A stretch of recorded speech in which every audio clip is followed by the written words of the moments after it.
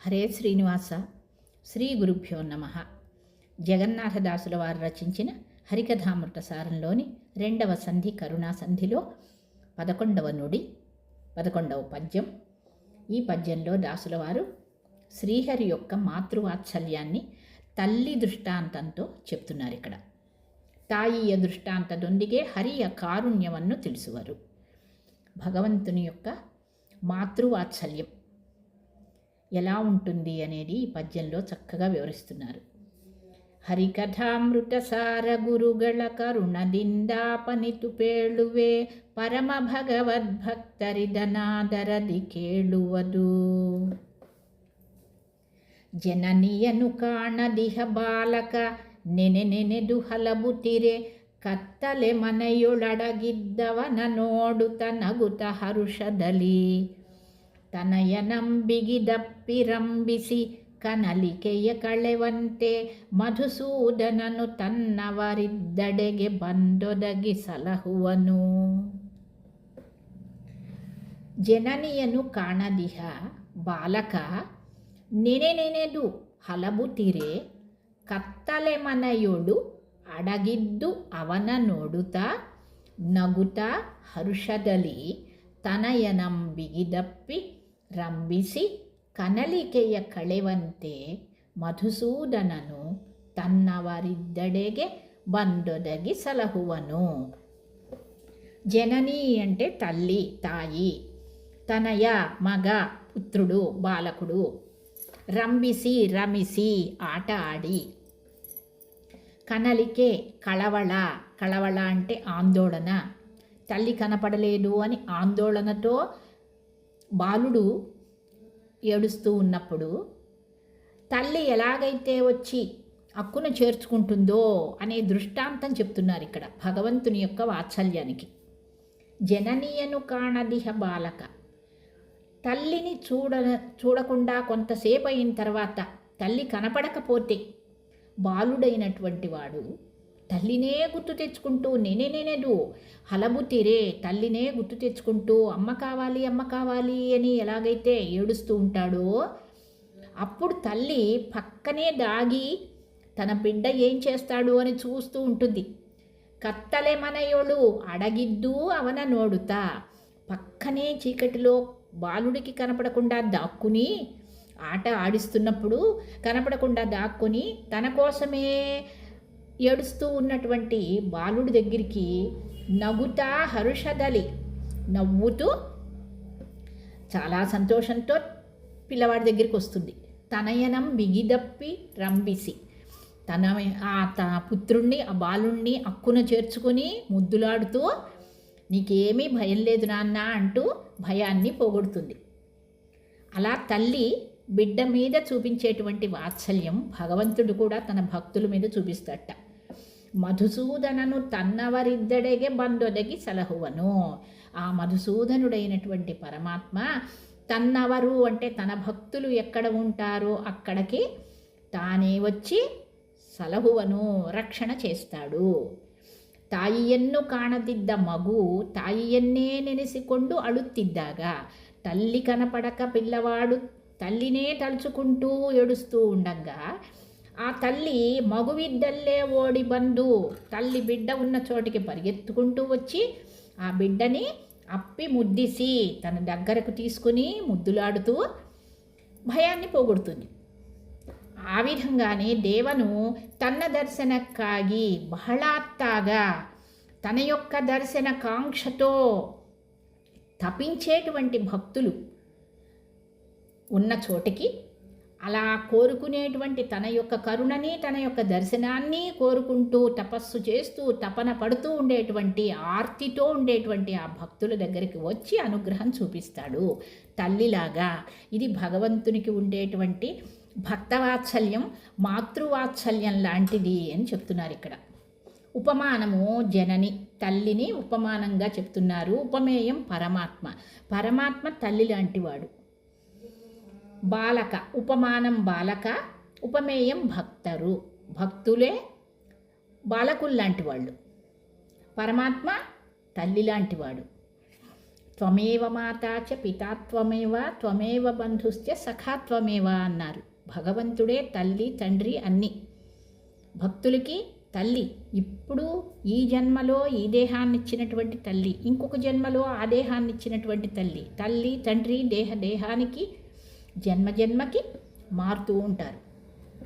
భగవంతుడనే తల్లి అనాది కాలం నుంచి అనంతకాలం వరకు భగవంతుడే తల్లి, అందరి జీవులందరికీ తల్లి.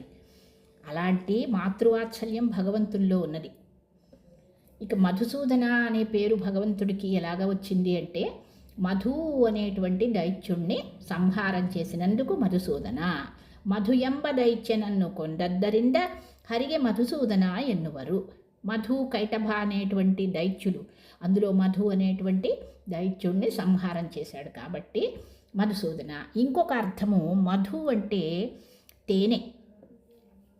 ఇహదల్లి మధువినంತೆ ಇರುವ ಸುಖವನ್ನು ಪರದಲ್ಲಿ ಮೋಕ್ಷಾನಂದ ಕೊಡುವನಾದ್ದರಿಂದ మధుసూదన ಹೆಸರಿನಿಂದ ಇಲ್ಲಿ ಕರೆದಿದ್ದಾರೆ. ఇహలోకంలో తేనెలాగా జేను అంటారు, ఆ జేనుతుప్ప అంటారు తేనెని. ఇహలోకంలో తేనెలాంటి సుఖాన్ని ఇస్తాట, పరదల్లి తేనెలాంటి మోక్షానందాన్ని ఇస్తాట. అందుకని ఇక్కడ మధుసూదన అనేటువంటి ఈ అర్థంలో కూడా మధుసూదన అనే పేరుతో భగవంతుణ్ణి పిలవచ్చు. కరుణా సముద్ర తాయిಯಲ್ಲಿ ఇద్దుదರಿಂದ. కరుణా సముద్రం తాయిಯಲ್ಲಿ, ఆ కరుణా సముద్రుడు భగవంతుడు ఆ తాయిಯಲ್ಲಿ ఇద్దుదರಿಂದ తల్లిలో ఉండటం వల్ల, ఆ భగవంతుడే తల్లిలో కూడా ఉండటం వల్ల ಒಂದು బిందు కరుణ తాయియ మూలక ಹೊರಹೊಮ್ಮುವುದು. భగవంతుడు కరుణా సముద్రుడు, ఆ తల్లిలో కూడా భగవంతుడు ఉండి ఒక బిందువు కరుణని బయటకి తల్లి రూపంలోంచి చూపిస్తూ ఉంటాడు. ఆ తల్లి కూడా పిల్లల్ని చాలా ప్రేమ చూపిస్తుంది. అత్యంత వాత్సల్యం తల్లికి పిల్లల పైన. కానీ ఒక్కొక్కప్పుడు తల్లికి కొంచెం స్వార్థం ఉంటే ఉండవచ్చుట. ఏమిటది? ತಾಯಿಯಲ್ಲಿ ಮಗ ಮುಪ್ಪಿನಲ್ಲಿ ಆಸರೆ ಆಗುವನು ಎಂಬ ಸ್ವಲ್ಪವಾದರೂ ಸ್ವಾರ್ಥ ಇದ್ದರೂ ಇರಬಹುದು. ఒకవేళ ఉంటే ఉండొచ్చు, నా యొక్క వృద్ధాప్యంలో ఈ బిడ్డ నాకు ఆసరాగా ఉంటాడు, నన్ను రక్షణగా ఉండి నన్ను చూసుకుంటాడు అని తల్లిలో కొంచెం బిడ్డ మీద కాస్త తన యొక్క సుఖాన్ని కోరుకోవచ్చు, స్వార్థం అనేది ఉండవచ్చు. కానీ ಯಾವ ಸ್ವಾರ್ಥವೂ ಇಲ್ಲದೆ ಆದಿ ಕಾಲದಿಂದ ಅನಂತ ಕಾಲದವರೆಗೂ ನಮ್ಮನ್ನು ಸಲಹುವ ಭಗವಂತನು ಎಂಬ ಮಹಾತಾಯಿಗೆ తిలమాత్రదಷ್ಟು స్వార్థ ಇಲ್ಲ. అనాది కాలం నుంచి అనంతకాలం వరకు తల్లి అయినటువంటి ఆ భగవంతుడికి ఏ స్వార్థము లేదు. ఎందుకంటే ఎవరి ఆసరా భగవంతుడికి అవసరం లేదు. స్వతంత్రుడైన అందరినీ, జీవులందరినీ రక్షణ భారం భగవంతుడిదే. ఆయనకి ఎవరి ఆసరా అవసరమవుతుంది? లేనే లేదు. కాబట్టి ఏ స్వార్థమూ లేకుండా భక్తుల మీద వాత్సల్యాన్ని చూపిస్తాడు, తల్లిలాగా చూపిస్తాడు. ఇక మగుని పరిస్థితి ఏంటి? బాలకుల్లాంటి భక్తుల పరిస్థితి, మగు పరిస్థితి ఏంటి అంటే, బిడ్డ తల్లి కనపడకపోతే దుఃఖం వస్తుంది, విళంబవాదాక కోపం వస్తుంది, ఆలస్యం చేస్తే ఇంకా కనపడకపోతే టైం గడుస్తున్న కొద్దీ కోపం వచ్చేస్తుంది. ಆಗ ಎಲ್ಲದವರ ಬಗ್ಗೆಯೂ ವಿರಾಗ, ఎవరు పిలిచినా వెళ్ళడు, ఎవరు అక్కల్లా. తల్లి కనపడంగానే అతియాద ఆనందవాగలు మగువిన దృష్టాంత. అలాగే భక్తులు కూడా భగవంతుని దర్శనం కాకపోతే దుఃఖిస్తారు, దుఃఖం వస్తుంది. ఆలస్యం అవుతున్న కొద్దీ, ఆ తపస్సు సంవత్సరాలు గడుస్తున్న కొద్దీ కోపం కూడా వస్తుంది భగవంతుడి మీద, అందరి మీద విరక్తిస్తుంది.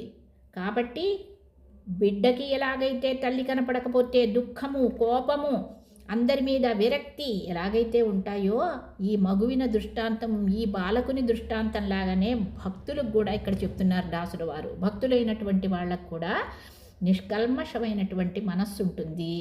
తల్లి మీద ఎలాగైతే బిడ్డకు నిష్కల్మషమైనటువంటి ప్రేమ, మనస్సు ఉంటాయో, అలాగే భక్తులైనటువంటి వాళ్ళకి భగవంతుని మీద నిశ్చలమైనటువంటి భక్తి, భగవంతుని దర్శనం కావాలి అనేటువంటి కాంక్ష, భగవంతుని కరుణ పొందాలి అనేటువంటి తపన, ఇవన్నీ కూడా భక్తుల్లో ఉంటాయి. అలాంటి భక్తుల మీద భగవంతుడికి మాతృవాత్సల్యంలాగా ఉన్నటువంటి భక్తవాత్సల్యాన్ని చూపించి రక్షణ చేస్తాడు, ప్రేమిస్తాడు, ప్రీతిని చూపిస్తాడు భక్తుల మీద. ఇలాంటి లక్షణం భగవంతునికి భక్తునికి తల్లి బిడ్డల లాంటి సంబంధం. తన్నవరిద్దడిಗೆ ಬಂದು హరి కరుణೆ తోరువను సర్వత్ర కరుణೆ తోరువదల్లా. తనవాళ్ళంటే తన భక్తులు ఎక్కడ ఉంటారో వాళ్ళ మీద ఖచ్చితంగా తప్పనిసరిగా భగవంతుడు కరుణ చూపిస్తాడు. అలా అని అందరి మీద చూపించడు. సజ్జనుల మేలే సజ్జనర మేలే విష్ణు భక్తర మేలే క్షమైదే ఎందార్థ. సజ్జనులైనటువంటి వాళ్ళు, విష్ణు భక్తులైనటువంటి వాళ్ళు, సాత్విక జీవులు ఎక్కడుంటారో వాళ్ళ మీద కరుణని చూపిస్తాడు, క్షమని కరుణని చూపిస్తాడు. తన భక్తులు ఏదైనా చిన్న పొరపాట్లు చేసినా క్షమిస్తాడు, కరుణని చూపిస్తాడు. అంతే. దుర్జనులు, ధర్మభ్రష్టులు, ఆసురీ స్వభావం ఉన్నవాళ్ళు, విష్ణు వైష్ణవ ద్రోహులు, వీళ్ళ మీద ఏ నాటికి ఎప్పటికీ కూడా భగవంతుడు కరుణను చూపించడు.